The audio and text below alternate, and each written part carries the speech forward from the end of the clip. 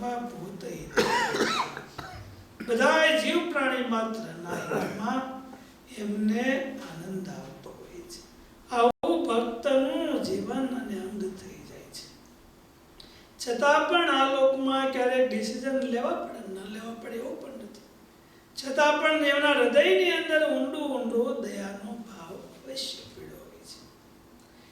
ક્લેશોધિકતરસ તેષામ અવ્યક્તા સક્ત ચેતસા અવ્યક્તા હિ ગતિર દુઃખમ દેહવદ ભી વાપ્યતે. અને બીજાનું દુઃખ છે એ એમને પોતાનું દુઃખ લાગે છે. પોતાનું દુઃખ એમને કઈ ગણતરીમાં હોતું નથી. બીજા દુઃખી થાય એ એમને ગણતરીમાં હોય છે. ભગવાન ભજવાનો કેવો મોટો લાભ છે. એટલા માટે તો આપણી ભારતીય સંસ્કૃતિમાં બીજાને મદદ કરવાનો મહિમા બહુ સ્થપાયેલો છે. કે પોતે જમવા બેઠા હોય અને કોઈ ટાઈમે ભિક્ષુક આવે તો પોતાની થાળીમાંથી પણ એમને આપી દેતા.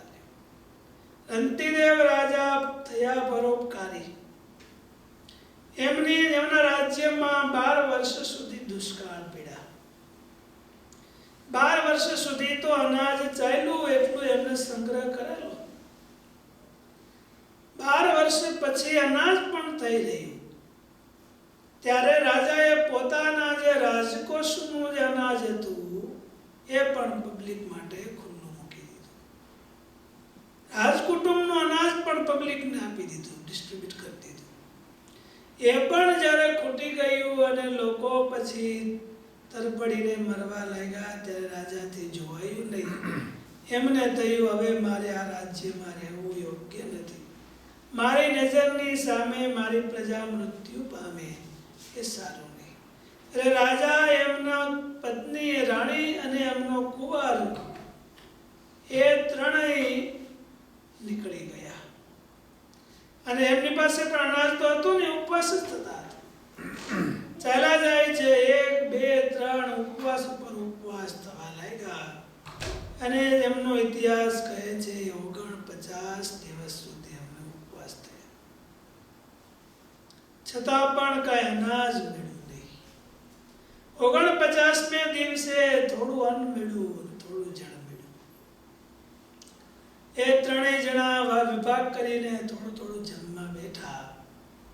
એ ટાઈમે કોઈ ભિક્ષુકે આવીને કહ્યું કે હું અનાજ વગર મૃત્યુ પામીશ, મને ભૂખો મરી જઈશ.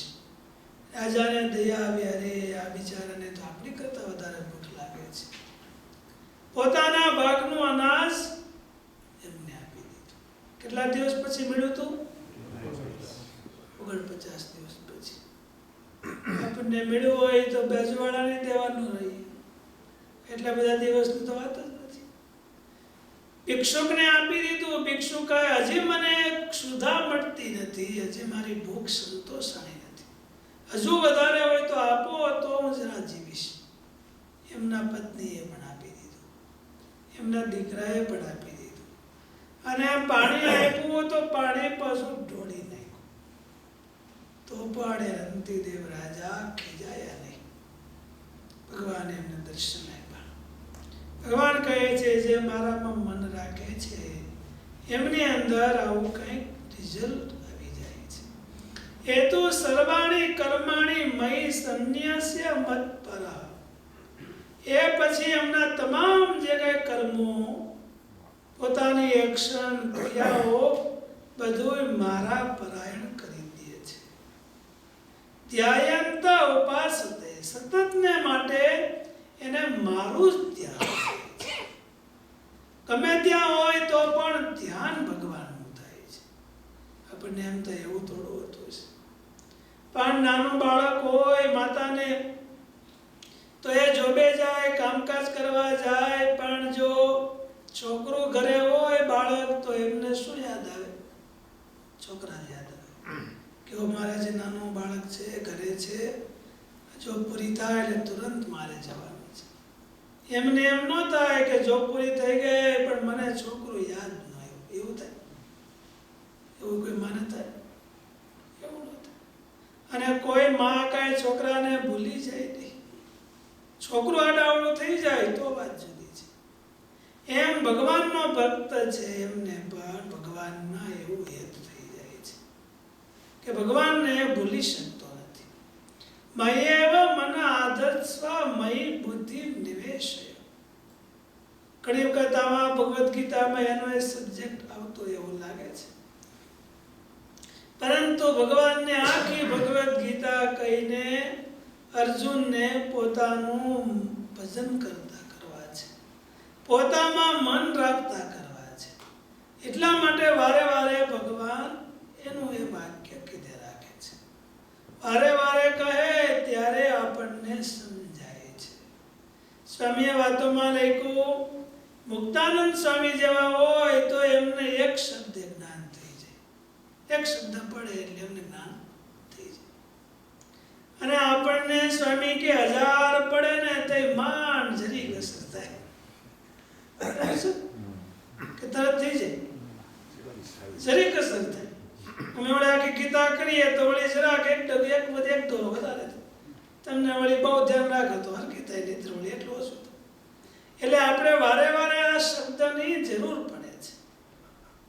એની જ વાત છે, પણ જો રિપીટેશન ન થાય તો આપણે ભૂલી જઈએ છીએ. એટલા માટે ભગવાન વારે વારે અર્જુનને એ યાદ અપાવે છે કે અભ્યાસ યોગેન તતો મામ ઈચ્છાપ્તુમ ધનંજય. હે અર્જુન, પછી તો એમનો અભ્યાસ યોગ બધું મારામય થઈ જાય છે. અર્જુન પણ મનમાં વિચાર કરે છે કે મેં અડધી ગીતા સાંભળી તે મારે આમ તો એવું જ થઈ ગયું, એવું જ થઈ ગયું છે. યુદ્ધ તો મને ભૂલાઈ ગયું લાગે છે, તમારામાં એ થઈ ગયું છે. સર્વ કર્મ ફલ ત્યાગમ તથા કુરુ યથાત્મવાન. ભગવાન ભજવાના બે રસ્તા છે, એક તો સાંખ્યનો અને કર્મનો. એટલે આપણે કહીએ ક્લિયરલી તો ગ્રહસ્થાશ્રમ અને ત્યાગાશ્રમ. ગ્રહસ્થાશ્રમ છે એ કર્મયોગથી ભગવાન પાસે જવાનો રસ્તો છે. ત્યાગાશ્રમ છે એ સાંખ્ય યોગથી જવાનો રસ્તો છે. બંને જાય છે ભગવાન પાસે, બીજે ક્યાંય જતા નથી.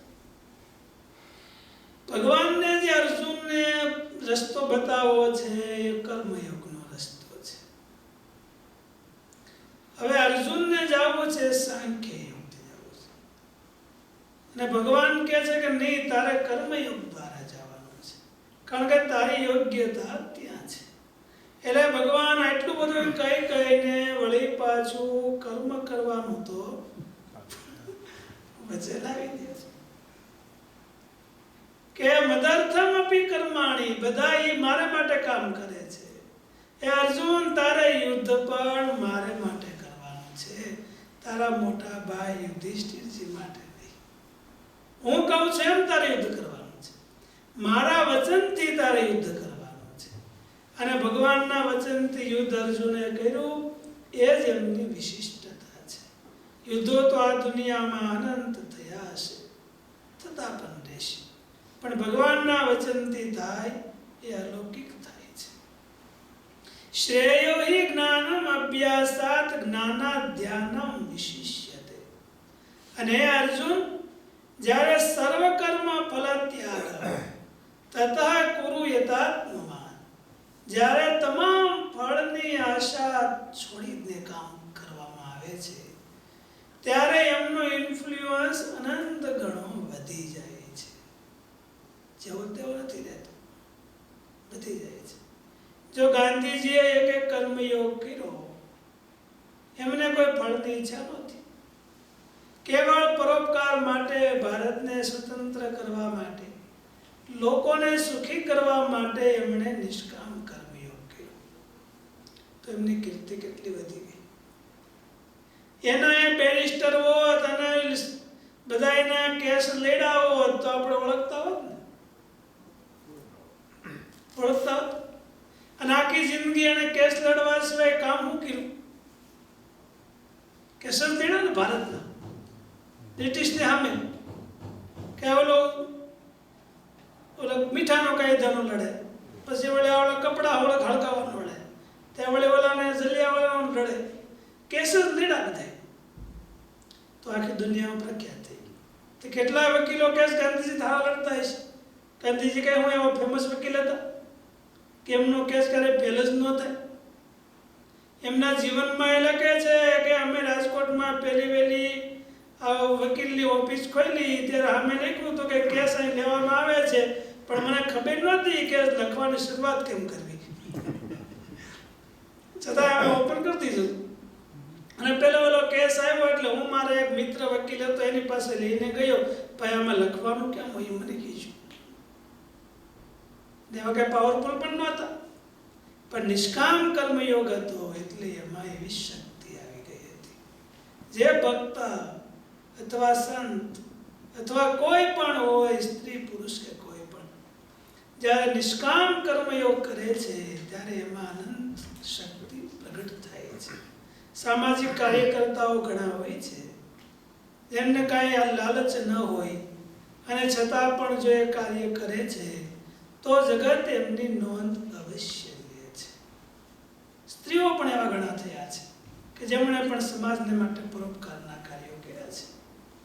પરંતુ આપણે ભક્તિ યોગમાં એક ફાયદો અને ગેરફાયદો બંને છે. જે કેવળ કર્મયોગને આશરે છે, ગીતા પ્રમાણે કે કાંઈ એમને લાલચ નહીં રાખવાની અને બધામાં સમાનપણે ભાવના રાખવાની, એવું માનીને જે કર્મ કરે છે તો જગત એમને ખૂબ પ્રાયોરિટી આપી દે છે. કારણ કે કાંઈ ન લે અને બીજાનું કામ કરે એટલે જગતને સહેજ સારું લાગે છે. પરંતુ ભગવાનના ભક્તોની અંદર થોડી વિશિષ્ટતા રહેલી છે. ભગવાનના ભક્તો પણ પરોપકારનું કામ નથી કરતા એવું નથી, કરે છે, સારી રીતે કરે છે, પરંતુ એમનું મુખ્ય ધ્યેય ભગવાન તરફ હોય છે. અને ભગવાન તરફ હોય, ભગવાનમાં જોડાયા હોય, એમાંથી એમને દયાભાવ પ્રગટ થાય છે અને એ દયાભાવથી એ સમાજનું કામ કરે છે. એટલે એમને સમાજનું કામ છે એ થોડું સેકન્ડ નંબરમાં આવી જાય છે. જ્યારે જે સામાજિક સ્વયંસેવકો છે એમને ભગવાન આરે કાંઈ બહુ લેવા દેવા હોતું નથી. ઘણી વખત તો ભગવાનમાં માનતા પણ ન હોય, સમાજ સેવામાં જ માનતા હોય, એટલે એમને બીજું કાંઈ નથી, એટલે સીધું સમાજ સેવાનું જ કાર્ય છે.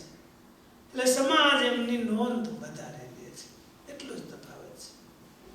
અને સમાજ નોંધ લે છે એટલે સમાજમાં એ વધારે ફેમસ થઈ ગયા હોય છે.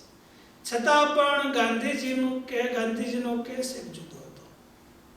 એમનું મુખ્ય ધ્યેય હતું ભગવત સાક્ષાત્કાર, પણ એમણે રસ્તો લીધો આ સમાજ સેવાનો, કે સમાજ સેવા દ્વારા મારે ભગવત સાક્ષાત્કાર કરવો છે. હવે સમાજ સેવા દ્વારા ભગવત સાક્ષાત્કાર કરવો હોય તો ઘણી બધી વાર લાગે અને ઘણી વખત શક્ય પણ ન હોય.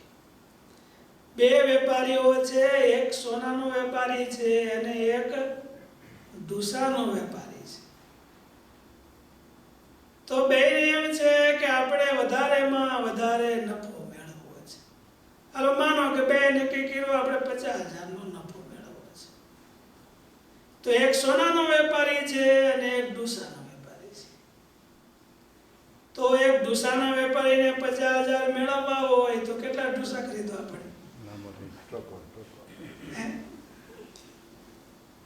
અને સોનીને 50,000 નફો મેળવવો હોય ત્યારે 2 ટ્રક હોનું લેવું પડે. કેમ? બેને 50,000 જ જોઈએ છે તો બેને હરકું જ ક્વોન્ટિટીમાં માલ લેવો પડે ને. બે વેપારી છે, બેને નફો પણ સરખો જોઈએ છે, તો માલની ક્વોન્ટિટી પણ સરખી જ લેવી પડે કે ન લેવી પડે? માલ ઉપર આધાર છે.